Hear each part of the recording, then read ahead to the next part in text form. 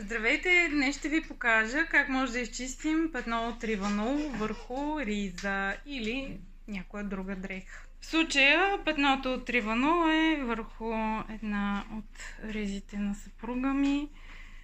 Така, ето 100% вълна и риванол. Сега ще видим какво ще се случи с прахът мистик.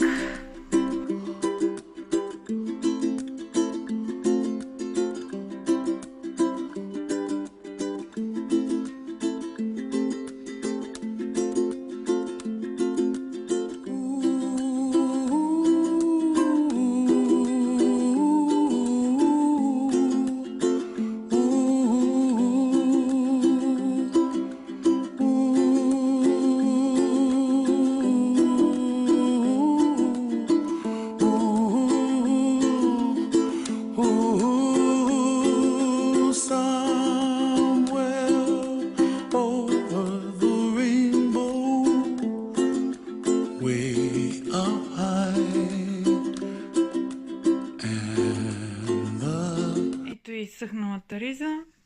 Тук беше петното. Може сами да видите, че в момента няма и следа от него.